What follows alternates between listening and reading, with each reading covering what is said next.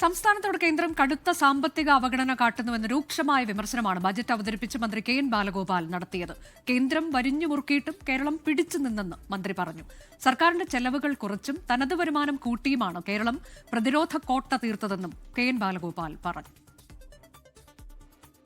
പക്ഷേ കേരളത്തിന്റെ ഈ കൂട്ടായ്മയെ തകർക്കാൻ ഉഗ്രവിഷമുള്ള വർഗീയ സർപ്പങ്ങൾ തക്കം പാർക്കുന്നുണ്ട്.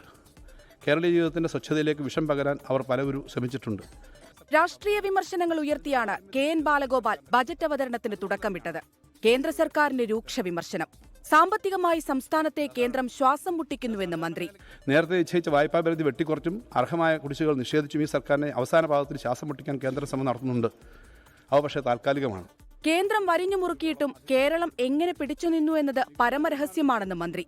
ഇതിന് സംസ്ഥാനം പ്രതിരോധ കോട്ട തീർത്തത് എങ്ങനെയെന്നും മന്ത്രി. അതൊരു പരമരഹസ്യമാണ് സർ. ഇടതുപക്ഷ സർക്കാരിനെ ധനപരമായി ഒതുക്കാനുള്ള ശ്രമം കേന്ദ്രത്തിന്റെ ഭാഗത്തുനിന്ന് ഉണ്ടാകുമെന്ന് തുടക്കത്തിലെ കണക്കുകൂട്ടിയിരുന്നു. സർക്കാരിന്റെ ചെലവുകൾ ക്രമീകരിച്ചും തനത് വരുമാനം വർദ്ധിപ്പിച്ചും പ്രതിരോധ കോട്ട കെട്ടുകയാണ് ഞങ്ങൾ ചെയ്തത്. കടുത്ത അവഗണനയുണ്ടായിരുന്നില്ലെങ്കിൽ കേരളം എത്രത്തോളം ഉയരുമായിരുന്നു എന്ന ചോദ്യമാണ് ഉയർത്തേണ്ടതെന്നും മന്ത്രി. കേന്ദ്രത്തിൽ നിന്നുള്ള ആനുകൂല്യങ്ങൾ നേടാൻ മറ്റ് സംസ്ഥാനങ്ങൾ ഒന്നിച്ചിറങ്ങുമ്പോൾ കേരളത്തിൽ സ്ഥിതി വ്യത്യസ്തമെന്ന് പ്രതിപക്ഷത്തിനും വിമർശനം. കടുത്ത കേന്ദ്ര അവഗണന ഉണ്ടായിട്ടും എങ്ങനെ പിടിച്ചു എന്നതിലാണ് ചിലർക്ക് കുണ്ഠിതം. അങ്ങനെ ഒരു സംശയം ഉണ്ടാവുക സ്വാഭാവികമാണ്. കടുത്ത അവഗണന ഉണ്ടായിരുന്നില്ലെങ്കിൽ കേരളം എത്രത്തോളം ഉയരുമായിരുന്നു എന്ന ചോദ്യമാണ് ഉയർത്തേണ്ടത്.